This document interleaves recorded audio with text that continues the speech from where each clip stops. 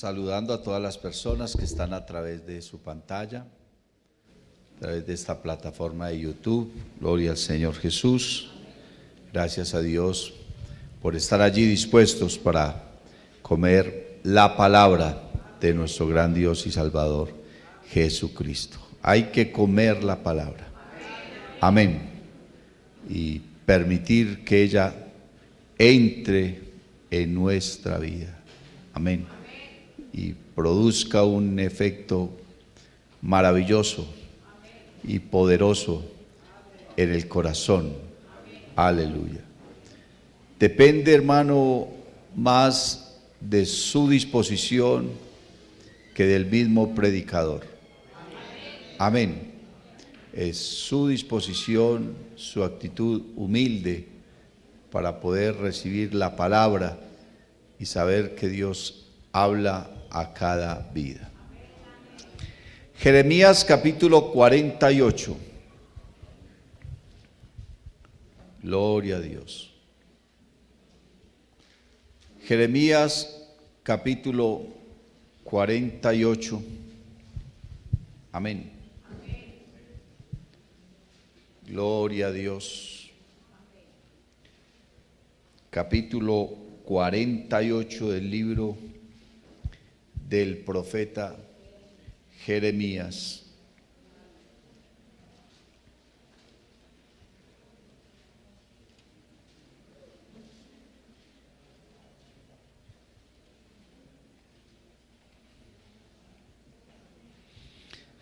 Voy a leer los versos 11 y 12. Amén. Creo que los niños pueden salir a su clase. Gloria a Dios. Dice así: quieto estuvo Moab desde su juventud, y sobre su sedimento ha estado reposado, y no fue vaciado de vasija en vasija, ni nunca estuvo en cautiverio. Por tanto, quedó su sabor en él, y su olor no se ha cambiado. Por eso vienen días, ha dicho Jehová, en que yo le enviaré trasvasadores que le trasvasarán y vaciarán sus vasijas y romperán sus odres. Jeremías. Oremos. Cristo Jesús, habla a nuestra vida, habla a nuestro corazón, conforme a tu voluntad, conforme a tu propósito. Estamos dispuestos, Señor. Necesitamos comer tu palabra, mi Dios maravilloso, conforme a tu voluntad maravillosa, Jesús. Gracias. Amén y amén. Siéntense, por favor, hermanos.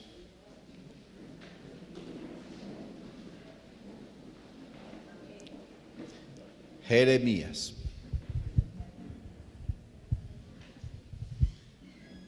El nombre de Jeremías significa Jehová levanta. Amén. Jehová levanta. La Biblia dice que Dios levanta del polvo al pobre y al menesteroso alza del muladar, y lo hace sentar con los príncipes de su pueblo. Y también dice la Biblia que Dios nos ha puesto a nosotros en lugares altos, en lugares celestiales, juntamente con Cristo. Lo que pasa es que nosotros a veces no somos conscientes de eso, de la posición en la que Dios nos ha puesto. Amén. Y olvidamos esa bendición tan grande y nos mezclamos con la gente del mundo y compartimos con ellos sus cosas, y nos olvidamos que Dios nos ha puesto en alto. Y creo que somos nosotros mismos los que a veces nos salimos de la mano de Dios. Amén. A veces le damos la espalda y tomamos nuestras propias decisiones y vamos en pos de ellas. Y cuando nosotros vivimos la vida por nuestras propias decisiones, sin tener en cuenta a Dios, pues a veces no nos va tan bien. Creo que es mejor cuando Dios nos guía, cuando Dios nos dirige. Yo muchas veces escucho la gente por ahí diciendo, predicadores hablando que Dios tiene el control de nuestra vida. Y yo a veces como que refuto de ello y digo, eso no es verdad. Dios tiene el control del mundo, sí, pero no de nuestra vida. Ojalá fuera así. Si Dios tuviera el control de nuestra vida, hermano, no cometíamos errores, ni pecábamos. No nos tenían que insistir para venir a un ayuno, una oración, a un culto, automáticamente sucedería todo eso. Seríamos fieles a Él en todo, viviríamos de rodillas. Donde Dios tuviera el control de nuestra vida, usted puede imaginar, hermano. Pero no, Dios no tiene el control de nuestra vida, porque entonces si no, no tendríamos libre albedrío. El libre albedrío consiste en que Dios le da a cada persona la posibilidad de tomar sus propias decisiones. Lo que nosotros sí podemos es pedirle a Dios su dirección, apoyarnos en su palabra,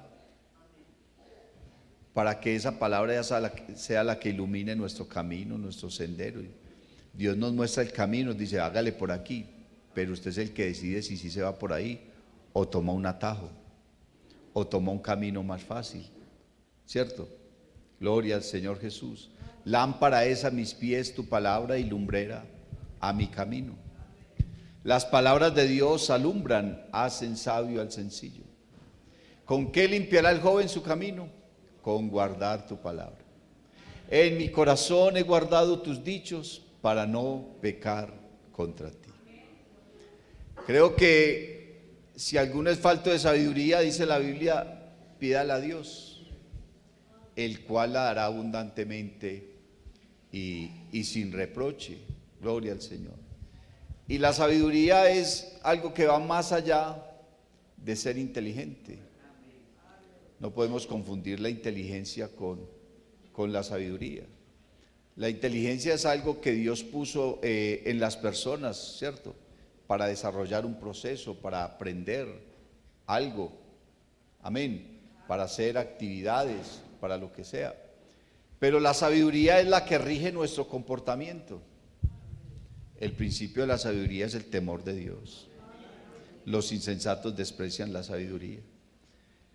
Así que la sabiduría, hermano, es saber nosotros comportarnos, dirigirnos, amén, vivir la vida, saber que vivimos para Él, para agradarlo a Él, para servirle a Él, y que nuestro más grande propósito en la existencia es poder algún día ver sus ojos. Amén. Creo que por eso estoy yo acá. Si Él me da, qué bendición, y si no me da nada, gloria a Dios. Porque a mí lo que más me interesa es poder algún día estar frente a Él y ver sus ojos, mirarlo a su rostro, estar con Él. Amén. De ahí el resto, hermano, es añadidura. Buscad primeramente el reino de los cielos y su justicia, y lo demás es lo demás, vendrá por añadidura. Nosotros nos esforzamos y nos preocupamos por tantas cosas, pero ¿qué tanto nos esforzamos por estar con Él, por agradarlo a Él, por servirle a Él, por adorarlo a Él, por amarlo a Él, por escucharlo a Él, por hablarle a Él, por sentirlo a Él, por llenarnos de Él? Alabanzas al nombre de Jesús. Eso precisamente es lo que significa el nombre de Jeremías. Jehová levanta.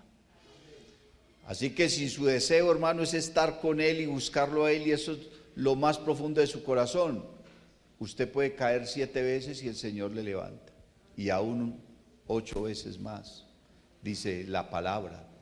Gloria al nombre de Jesús. El libro de Jeremías se escribió más o menos entre el año 580 y el año 620 antes de Cristo. Son 40 años ahí en el que no se ha podido establecer realmente una fecha exacta, porque es imposible, amén, poder definir la fecha exacta en la que se escribió el libro, pero la historia del libro de Jeremías abarca más o menos 47, 50 años, que fue el periodo en el que él estuvo profetizando, que él estuvo predicando. Gloria al Señor. Jeremías era un muchacho de 21 años. Amén. Era un muchacho de unos 20, 21 años, cuando Dios lo llamó a una labor, hermano, supremamente increíble. Hacía no mucho tiempo el reino de Israel se había dividido en dos, y a Jeremías le tocó la parte más difícil, porque las tribus del norte se fueron alejando de Dios.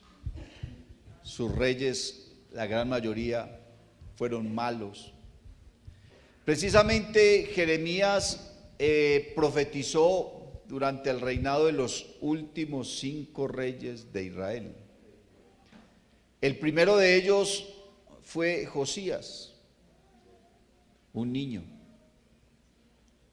Tenía 8 años cuando lo nombraron rey de Judá. Imagina un niño reinando una nación. Bueno, de pronto a nosotros nos iría mejor con un niño que, ¿cierto? Un niño de 8 años reinando en una nación. No era consciente de ello. Para él seguramente era un juego. 8 añitos.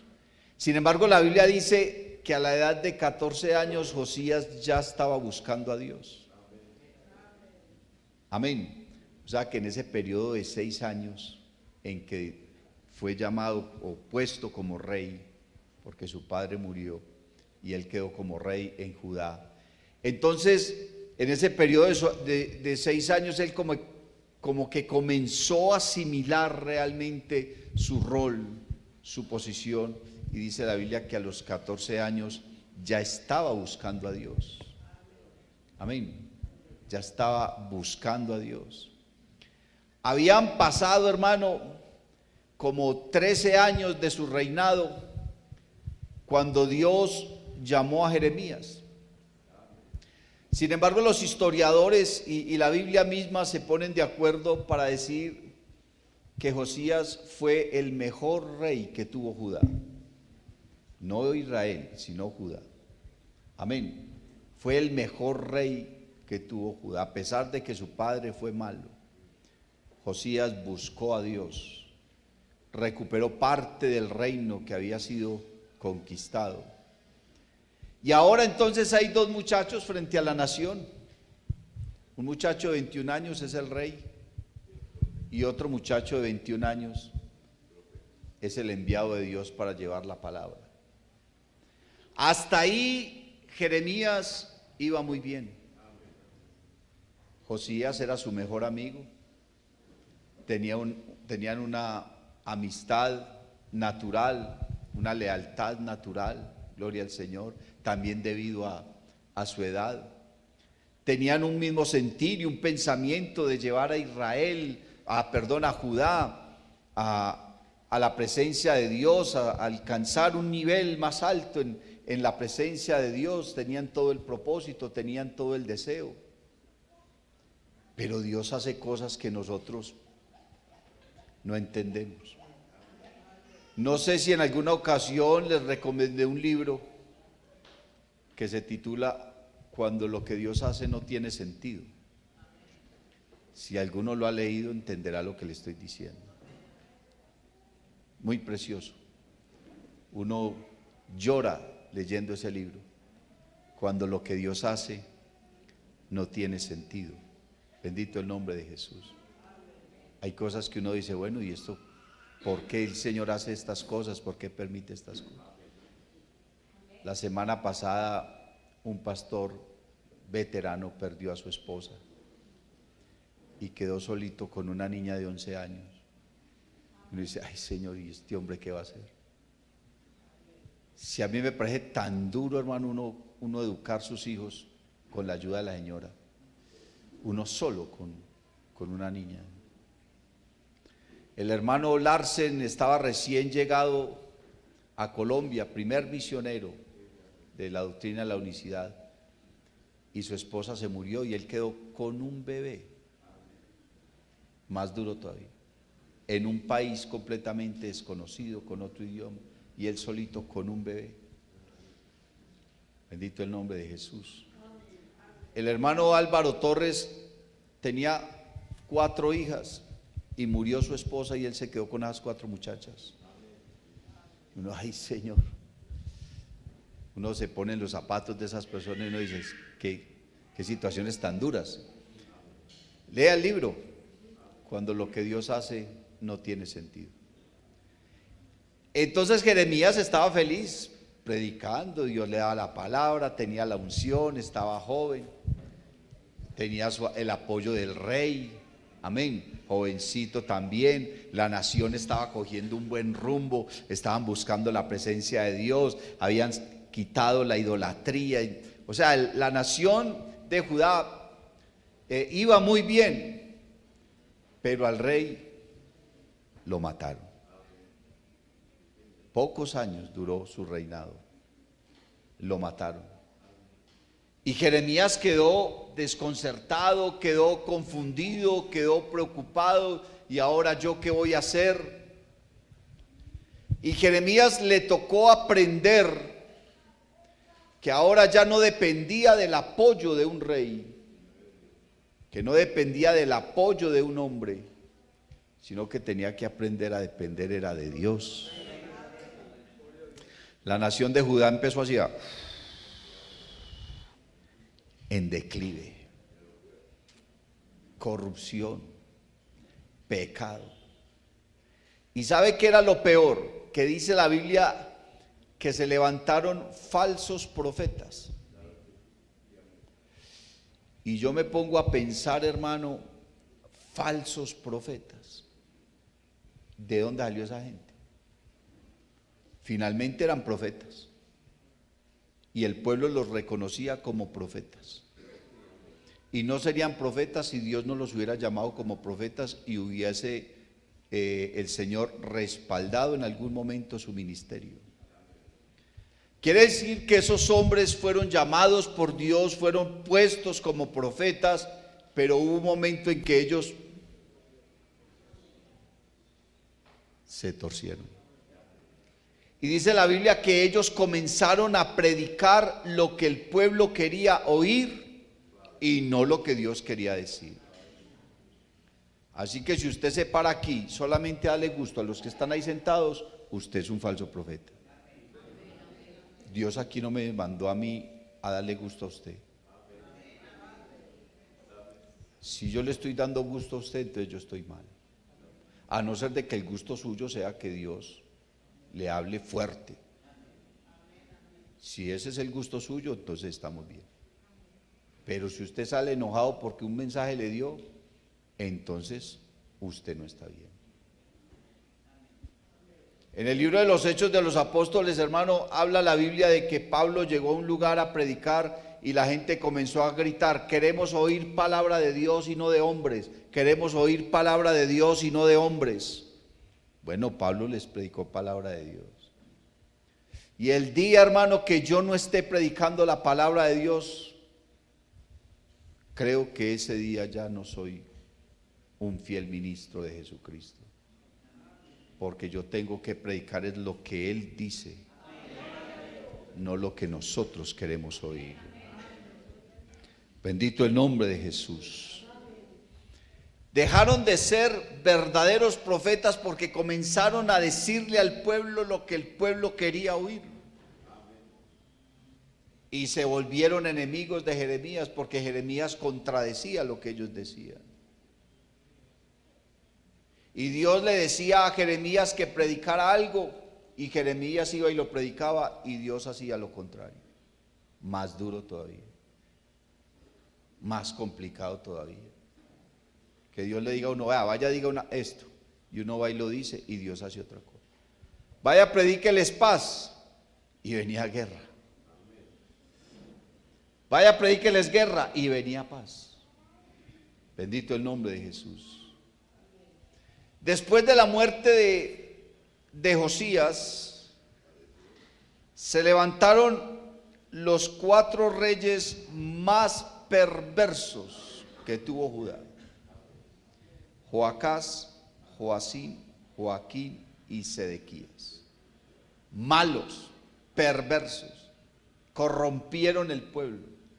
Y a Jeremías se le puso difícil la situación, hermano.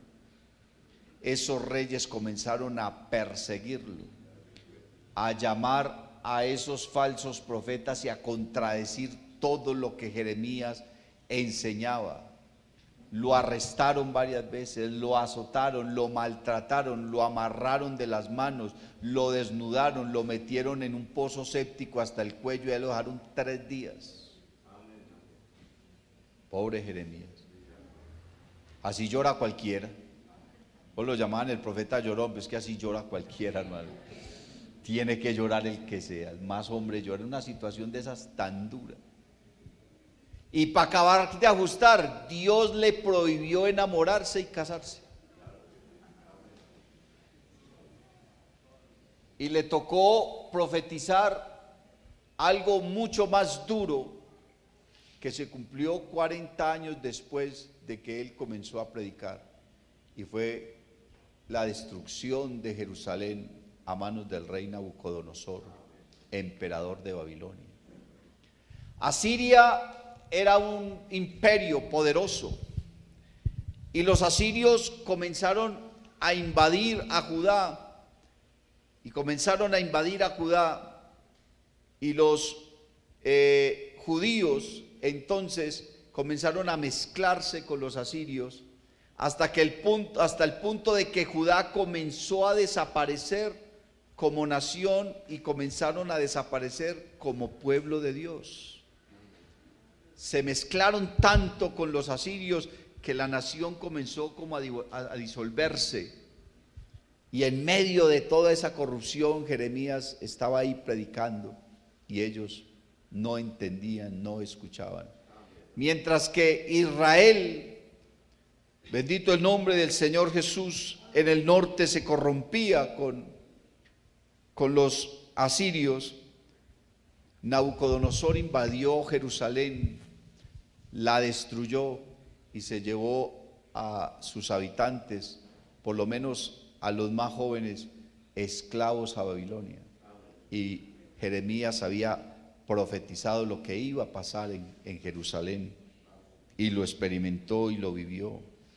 Pero él seguía predicando, hermano, a Judá y les decía: paraos en los caminos. Ese era su mensaje: paraos en los caminos, preguntad por la senda antigua cuál sea el buen camino. Y el pueblo, hermano, comenzó a decir, de una vez rechazaron su mensaje, rechazaron a Dios, que era quien lo había enviado. Le dijeron: no lo haremos, no caminaremos, seguiremos andando según nuestra prudencia, según nuestro concepto, según nuestra manera de pensar. Y a mí me llama la atención, hermano, porque Jeremías no solamente le profetizó al pueblo de Dios, sino que le profetizó a las naciones vecinas. Y había una nación, había un pueblo cercano a Judá, bendito el nombre de Jesús, llamado el pueblo de Moab. El pueblo de Moab era un pueblo descendiente de Lot. ¿Ustedes recuerdan a Lot cuando salió de Sodoma? Su esposa miró hacia atrás y se convirtió en estatua de sal. Y sus hijas emborracharon a su padre y durmieron con él y quedaron en embarazo de su propio padre. Su justificación era porque se iba a perder el linaje, como la mamá había muerto, que se iba a perder el linaje y no habían varones en su descendencia, solamente quedaron ellas dos con su padre. Y lo embriagaron y durmieron con él, y todas dos quedaron en embarazo. Y una de ellas tuvo un hijo y lo llamó Moab, y la otra tuvo un hijo y lo llamó Amalek. Tanto Amalek como Moab se convirtieron en los peores enemigos del pueblo de Dios. En los peores enemigos del pueblo de Dios. Al punto que la Biblia compara a Amalek con el diablo. Amalek es tipo del diablo. Y Moab es tipo del dolor, del sufrimiento y del robo. Porque azotaban al pueblo de Dios, se les robaban las cosechas, se les robaban las armas, se les robaban las herramientas, los mantenían, hermano, asolados.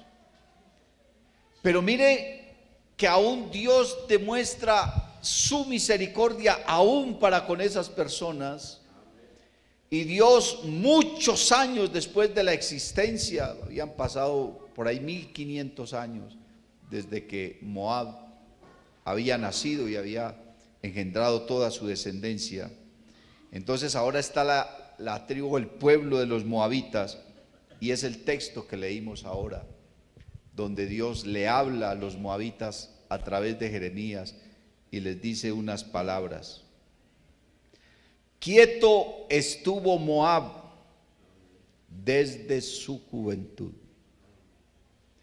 y sobre su sedimento ha estado reposado, y no fue vaciado de vasija en vasija, ni nunca estuvo en cautiverio, por tanto quedó su sabor en él, y su olor no se ha cambiado. Por eso vienen días, ha dicho Jehová, en que yo le enviaré trasvasadores que le trasvasarán y vaciarán sus vasijas y romperán sus odres. Quiere decir que Dios desde el principio quiso tratar con ese pueblo. Quiere decir que Dios desde el principio quiso bendecirlos. Porque finalmente ellos no tenían la culpa de lo que había hecho la mamá. La Biblia dice que los hijos no llevarán el pecado de sus padres, ni sus padres llevarán el pecado de sus hijos. Amén. Por lo menos eso fue lo que Dios cambió de la ley dentro de la ley.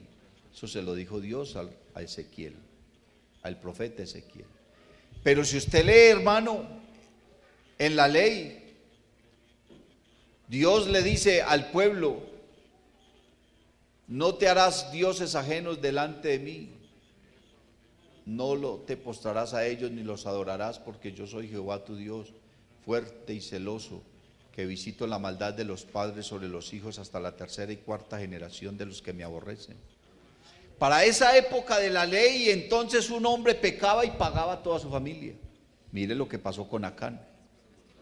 ¿Qué culpa tuvo la mujer de Acán? ¿Qué culpa tuvieron sus hijos para que él haya hecho lo que hizo, robarse ese manto babilónico y esos lingotes de oro después de una guerra, cuando Dios les había dicho que quemaran todo? Pero cuando se descubrió el pecado de él, lo mataron a él, a su mujer y a sus hijos. Toda su familia murió. Pero luego el Señor con Ezequiel cambia eso y dice: no, todas las almas son mías, pero el alma que pecare, esa morirá. Amén. Y no llevará el padre el pecado de su hijo, ni el hijo llevará el pecado de su padre. Entonces los moabitas no tenían la culpa de lo que había hecho su mamá, y Dios quiso tratar con ellos, Dios quiso hablarles, Dios quiso darles la oportunidad. Pero dice la Biblia: quieto estuvo Moab desde su juventud. No quisieron oír a Dios, y oían la palabra de Dios, y conocían de la existencia de Dios, porque no solamente Jeremías les profetizó, también lo hizo Isaías. Amén. También lo hizo Ezequiel. le profetizaron a ese pueblo, le hablaron a ese pueblo. Pero ellos se quedaron quietos, no reaccionaron frente a lo que Dios les estaba diciendo, no reaccionaron frente a la palabra. Hermanos, si Dios nos dice algo, tenemos que movernos. No podemos quedarnos quietos. Dios le dijo, hermano, a Josué, y no solamente a Josué, siempre a sus siervos les decía, te mando que te esfuerces. Y entonces uno piensa, ¿qué es el esfuerzo? ¿Qué es un esfuerzo? Esforzarse es ir más allá de lo que nuestras propias fuerzas nos permiten. Esforzarse es tomar ánimo aunque estemos decaídos. Es tomar aliento en medio del cansancio y en medio de la debilidad. Es sacrificar nuestro tiempo, nuestro dinero, nuestro intelecto, nuestras fuerzas y poner todo eso en las manos de Dios. Eso es esforzarse. Dios le dijo a Gedeón, varón esforzado y valiente. Porque vio una actitud en ese muchacho, hermano, en que quería dar más de lo que él mismo podía dar. En que él quería dar más de lo que sus fuerzas seguramente le permitían. Pero los moabitas no hicieron eso, y lamentablemente tenemos personas que no se esfuerzan, que están solamente quietos, que están quietos. Y dice, y sobre su sedimento ha estado reposado. ¿Qué es el sedimento? Es lo que sobra, lo que usted tira a la basura después de que hace un licuado. Usted cuela el jugo, se lo licúa, luego lo cuela y ahí quedó en la canastilla esa, en el colador, quedan algunas cosas, unas semillas, unas hojas, unas cascaritas, no sé, unas ramitas, que usted considera que eso no sirve. ¿Y usted qué hace? A la basura. A la basura. Entonces parece ser que cada persona, en la medida que va avanzando en la vida, va dejando residuos y va dejando cosas que no le sirven, pero el ser humano es acumulador en su corazón y solimos acumular mucha basura en el corazón. Amargura. La Biblia habla tanto de la raíz de amargura. ¿De qué te sirve a ti una raíz de amargura? Frustraciones, complejos, ¿cierto? Vanidades, arrogancias, odios, venganzas, lamentos, quejas. Todas esas cosas se convierten en nuestra vida en un sedimento que hace que la vida espiritual sea pesada. Usted no siente que a veces su vida espiritual es pesada, en que usted piensa, yo hasta tengo ganas de irme de aquí porque es que yo como que nada me sale, como que nada me funciona, vivo aburrido, vivo amargado, qué pereza esto, y se queja, y una quejadera, y un lamento, y una cantidad de cosas. La vida espiritual se vuelve pesada y no quiere orar, no quiere adorar, qué pereza el culto, qué predicador tan aburridor, esos músicos ni saben cantar, mire esto, mire aquello, esa pedidera de plata, y entonces la vida espiritual se vuelve como pesada, y es porque estás reposado en tus sedimentos, es porque estás reposado en tus sedimentos. Y dice la Biblia, y no fue vaciado de vasija en vasija. ¿Sabe que el vino en esa época, para purificarlo, lo pasaban de vasija en vasija? Entonces habían unos odres o unas jarras de barro, y entonces lo sacaban del lagar. El lagar era un estanque grande donde la gente se metía y descalzos danzaban y pisaban el vino, las uvas. Y entonces en ese estanque quedaba el sedimento o parte del sedimento y tenía el piso, una inclinación, y había como una manguerita ya en la punta, y iba saliendo el vino a otro estanque, y luego lo pasaban a unos jarrones, y los jarrones tenían en la boca un sedazo, y entonces comenzaban a pasar el vino de jarrón en jarrón, y cada que lo pasaban en cada sedazo quedaba sedimento, porque cada vez el sedimento es más delgado, ¿cierto? Es más difícil de detectar. La Biblia dice: cazadme las zorras pequeñas, porque ellas son las que echan a perder las viñas. Porque esas cosas que a veces no identificamos, esas cosas que a veces no asimilamos o que creemos que no son tan malas o que no son tan dañinas, realmente son las que están echando a perder el vino. La Biblia dice: despojados de todo peso y del pecado que os asedia. Quiere decir que hay cosas que, aunque no son pecado, son una carga y nos impiden avanzar, nos impiden crecer, nos impiden ser mejores, nos impiden prosperar en la vida espiritual, nos impiden avanzar. Y entonces cada que se vacía de un jarrón a otro, eso significa trasvasar, pasar de un envase a otro. Y por fin, hermano, hasta que el último sedazo no quede sino limpiecito, solo con el color del vino, el color rojo, entonces se considera un buen vino. Se considera un buen vino. Bendito el nombre del Señor Jesús.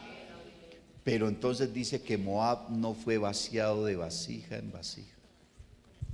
No entró en el proceso de purificación. ¿Será que nosotros nos estamos dejando purificar, hermano? Porque la palabra, eso es lo que hace. El Señor Jesús le dijo a los discípulos: ya vosotros estáis limpios por la palabra que os he hablado. Pero una cosa es que la palabra nos quiera limpiar y otra cosa es que nosotros nos dejemos limpiar por la palabra, que la creamos. Porque lo triste, hermano, del cristianismo en esta época es que tenemos un mal concepto de nuestra propia iglesia. Tenemos un mal concepto de nuestros propios pastores. Y a veces nos predican unas cosas y decimos amén y lloramos y hablamos en lenguas y pasamos al altar. Pero hay otras que no.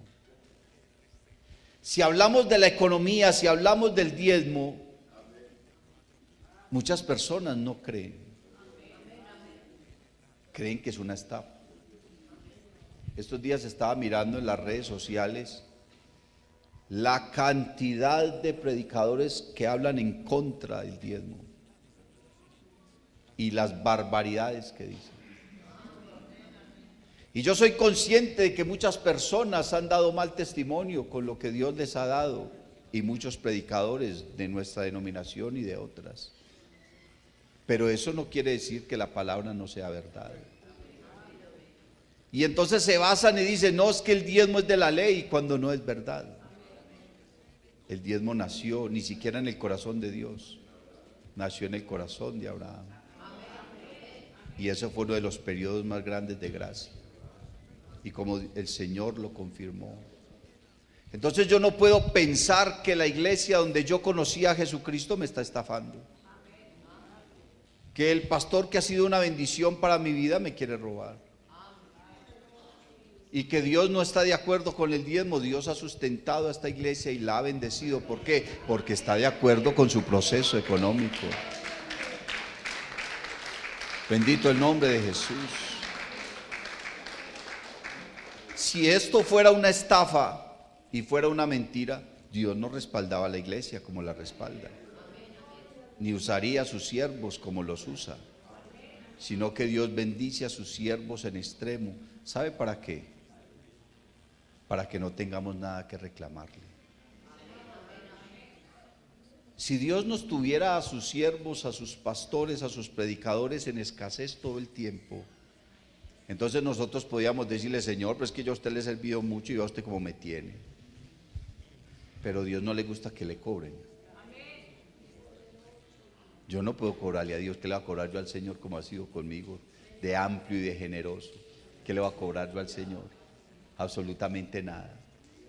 Porque el Señor, antes de que yo le cobre, me mande y me mande y me da abundancia. Como dice Pablo, no es que yo quiera tener una ganancia de ustedes, sino que yo lo que quiero ver es un fruto. Porque si usted es fiel a Dios, Dios lo va a bendecir. Y lo va a respaldar, y no solamente económicamente. Dios lo va a respaldar en todos los sentidos. Porque las bendiciones de Dios no se miden solamente en dinero. Entonces yo no puedo tener una contradicción en mi corazón. Bendito el nombre del Señor Jesús. ¿Y por qué pasa eso? Porque no hemos sido vaciados de vasija en vasija. Porque no hemos experimentado lo que Dios realmente puede hacer en nuestra vida. ¿Por qué? Porque estamos confiando más en nosotros mismos y en lo que tenemos, en el hecho de que Dios puede sustentarnos y respaldarnos y bendecirnos. Los que miraron a Él fueron alumbrados y sus rostros no fueron avergonzados. Mis ojos pondré sobre los fieles de la tierra para que estén conmigo. El que ande en el camino de la perfección, o sea, el que sea vaciado de vasija en vasija, estará conmigo. Alabanzas al nombre de Jesús. El proceso de la purificación a través de la palabra es el hecho de creer esta palabra. Creer que no nos están mintiendo, que no nos están estafando, que estamos en una verdad. Y que si no somos más bendecidos es porque somos más incrédulos. Porque no nos comemos esa palabra. Porque pensamos que nos vamos a quedar cortos para pagar un compromiso y nos olvida que hay uno que nos provee. No os afanéis, mirad las aves del cielo, que no siembran ni ciegan, y vuestro Padre Celestial las alimenta. ¿Acaso no valéis vosotros mucho más que ellos? Porque si el Señor te dio el cuerpo, ¿no te dará el vestido? Porque si Dios te dio la vida, no te dará el alimento. ¿Cómo voy a pensar yo, hermano, que Dios me va a dejar avergonzado y me va a dejar tirado en el camino? Quiere decir que no he sido vaciado de vasija en vasija. Que no sé lo que es estar en una necesidad apremiante y ver la mano de Dios así, tenga. Y usted darse cuenta que literalmente fue un milagro de Dios porque no había más. Eso es lo que Dios le está diciendo a Moab. Y no fue vaciado de vasija en vasija. Tenemos que dejarnos moldear por la palabra. Tenemos que dejarnos limpiar por la palabra, purificar por la palabra. Tenemos que comernos la palabra. Tenemos que creer la palabra. Tenemos que asimilarla, tenemos que recibirla. Alabanzas al nombre de Jesús, y que finalmente cada cual le dé cuentas a Dios por lo que ha llegado a sus manos. Si ha habido un ministro que ha dado mal testimonio con los diezmos que ha recibido, que le dé cuentas a Dios. Si ha habido un directivo que le ha dado mal manejo a los dineros que han llegado a las arcas de la iglesia, que le dé cuentas a Dios. Pero yo también le tengo que dar cuentas a Dios por lo mío. Porque el Señor le hizo el reclamo al pueblo de Israel, porque ellos dejaron que el culto se cayera, y los sacerdotes dejaron el culto. ¿Por qué? Por irse a trabajar, porque no habían diezmos ni ofrendas. Y Dios entonces trató al pueblo de Israel, los trató de ladrones, porque ellos pagaban o dejaban de pagar sus diezmos. Nosotros no hacemos eso. Nosotros no pagamos los diezmos, nosotros los damos, porque estamos en otra dispensación, voluntariamente. Para ellos era una obligación. Pero el reclamo que Dios le hizo a Israel también nos cuadra a nosotros, porque dice: probadme ahora en esto. Si no, os abriré las ventanas de los cielos y derramaré bendición sobre vosotros hasta que sobreabunde. Usted tiene que probar a Dios. Dios nos está desafiando. Pruébeme. Qué pena no tener que probar a Dios. Como si Dios no cumpliera. Dios no es hombre para que mienta, ni hijo de hombre para que se arrepienta. Si Dios lo dijo, ¿cuál es el problema en creerle? ¿Por qué no le creo? ¿Por qué dudo cuando Dios dice algo? Y Él, sin embargo, nos está desafiando. Pruébenme. Si usted lo hace, yo abro las ventanas de los cielos, dice el Señor, y derramo. Ni siquiera dice que le manda, porque cuando se derrama, se fue todo. Bendición hasta que sobreabunde. Alabanzas al nombre de Jesús. Y dice, ni nunca estuvo en cautiverio. Moab nunca estuvo en una situación apretada, nunca estuvo en una situación dura, en una situación en la que literalmente tuviera que depender de su Dios. Y cuando uno nunca ha vivido una experiencia de esas, entonces no conoce el poder de Dios, no conoce la buena voluntad de Dios, no conoce la longanimidad de Dios, que es su bondad prolongada, extendida. Alabanzas al nombre de Jesús. Por tanto quedó su sabor en él. Eso fue lo que le pasó a Jonás. Jonás se montó en ese barco, hermano, y se acostó allá a dormir en la proa, en la popa. ¿Cuál es adelante, la proa o la popa? A mí me confunde eso, estribor y babor. Estribor es la derecha, babor es la izquierda. La proa es adelante y la popa es atrás, ¿cierto? ¿O estoy mal? ¿O es al revés? En todo caso, Jonás allá se acostó a dormir y Dios lo había mandado a predicar. Y Dios se quedó mirándolo ahí durmiendo. Qué hombre. Qué hombre. ¿Cómo nos mirará Dios a nosotros cada rato por ahí cuando no estamos haciendo lo que nos mandó? ¿Qué? El hombre allá, tranquilo. Y entonces Dios dijo, espere y verá. A él no le movió el catre, le movió fue el barco. Y mandó una tormenta. Y ni así se despertaba, estaba dormido el hombre en desobediencia porque Dios lo mandó a una parte y se fue para otra, ¿cierto? Y entonces todos los hombres de ese barco, hermano, comenzaron a invocar sus dioses, comenzaron a arrojar al mar el peso del barco para no hundirse, cuando por alguien como que llamó a Jonás y mira, ¿acaso no te percibes? No tienes Dios, ¿qué pasa contigo? Y entonces él tuvo que confesar y decir, señores, es que aquí el problema soy yo. Que yo soy hijo del Dios Altísimo y estoy en desobediencia. Y él mismo dijo, si me arrojan al mar. Bueno, fue lo primero sensato que hizo, reconocer que estaba mal. Y de una no pensaron, al agua fue a dar, hermano. Dios lo trasvasó, lo arrojó del barco al agua. Y cuando estaba en el agua, Dios fue y lo olió. Hueles a ti, hueles a vanidad, hueles a arrogancia, hueles a envidia, hueles a egoísmo, hueles a arrogancia, hueles a incredulidad, hueles a ti. Entonces no le servía a Dios.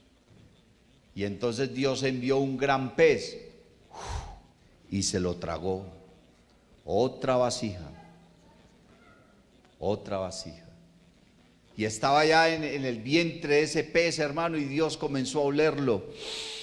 Así como te huele a ti cuando oras, cuando cantas, cuando te dispones a servir y tu corazón no está tan bien, pero lo estás haciendo. Y Dios te huele a ver cómo estás. Está predicando bonito, pero vanidoso, está predicando por vanidad. Está predicando por vanagloria. Está predicando por contienda. Está predicando nada más para ofender a aquel otro. Pero está predicando por amor. Eso le dijo Pablo a los filipenses. ¿Y usted por qué lo hace? ¿Usted por qué lo hace? Y entonces Dios allá vio a Jonás en el vientre de ese pez y lo olió y todavía huele a él. No me gusta como huele todavía. Y se supone que nuestra oración debe subir en olor fragante. Quiere decir que hay olores que no son fragantes para Dios. porque hay incredulidad. Quiere decir que hay olores que a Dios antes le desagradan. No es que hay lociones que uno se las echa y antes le repugna. Uy, qué loción tan horrible esa. Y se supone que es una loción. Era porque no hubiera echado nada. Y entonces Dios comenzó a tratar con él, y la Biblia dice que Jonás, en el vientre del pez, invocó el nombre del Señor. Comenzó a orar y comenzó a pedir y comenzó a clamar. Y entonces dice la Biblia que Dios lo volvió a trasvasar. Después de 3 días fue el pez y lo vomitó en una playa. Sin embargo, todavía olía a él, a enojo, a ira. Fue renegando y predicó lo que Dios le mandó, pero predicó con desagrado, no muy contento. Yo nunca había visto un predicador tan bravo. Literal, predicó bravo, predicó enojado. De aquí a 40 días, Nínive será destruido. Bravo predicó. Y cuando Dios los perdonó, más rabia le dio. En vez de dar gracias, Dios es bueno, misericordioso, perdonó a esta gente. Nada, él quería era que les cayera juicio encima de una vez. Uno como pastor diciéndole a Dios: Señor, acabe con toda esta gente. Y haga eso. ¿Y con qué iglesia se va a quedar, mijo? Y uno se le presenta a Dios y le dice: Señor, he acabado con tu obra. Acabó con ella, literal. Eso le pasó a Jonás. Y luego el Señor, aunque predicó, todavía olía a él, olía a ira, y lo tuvo que llevar el Señor a ese morro debajo de esa calabacera y quitarle lo que le daba la sombra, para mostrarle que Él es el soberano y Él es el que tiene la justicia, el poder para hacer todas las cosas. Y por fin Jonás entendió. Así como Dios nos hará entender a nosotros que no nos podemos quedar quietos, que no podemos estar sentados sobre nuestro sedimento, que tenemos que ser vaciados de vasija en vasija, que tenemos que tener experiencias con Él. Y le dice el Señor a Moab: por tanto quedó su sabor en él y su olor no ha cambiado. Huele a mundo, huele a concupiscencia, huele a enojo, huele a ira. Y mire la misericordia de Dios. Porque Dios podía haber dicho de Moab: Jeremías, vaya, dígale a los moabitas que los voy a destruir y voy a acabar con ellos. Nada, los va a pasar es por el colador. Por eso vienen días, ha dicho Jehová, en que yo le enviaré trasvasadores que le trasvasarán y vaciarán sus vasijas y romperán sus odres. Cuando nosotros no nos movemos, Dios manda a quien nos mueva. Cuando nosotros no queremos ser trasvasados, Él manda trasvasadores. Alguien que te hace llorar, alguien que te hace sufrir, algo que te hace doler, algo que te hace lamentar, algo que te lleva a pensar y a reconocer que si Dios no te saca de ahí, ya no hay nada que hacer. Pedro entendió que si el Señor no le ayudaba ahí en el agua, entonces estaba perdido. Un experto pescador, un profesional para nadar, Pedro aprendió a nadar antes que a caminar, y estaba en el agua y quitó la mirada del Señor. Señor, sálvame que perezco, me voy a ahogar. Vamos a ahogar, usted, perfecto nadador, pero es que ya no tengo fuerzas. Ya no estoy mirando donde debo mirar. Estas tormentas me tienen asustado, tanto problema, tanta enfermedad, tanta dificultad, tanta escasez. Todo esto me tiene turbado, me tiene preocupado, me tiene angustiado. No, mi hermano, mirad a mí y sed salvos todos los términos de la tierra, porque yo soy Dios y no hay más. Puesto los ojos en el autor y consumador de la fe. Él es el que hace, hermano. Él es el que nos guarda, nos bendice, nos perdona, nos santifica, nos sana, nos levanta, nos restaura, nos da las fuerzas, nos da nueva visión, nos ayuda, está con nosotros. No somos nosotros, es Cristo en nosotros, la esperanza de gloria.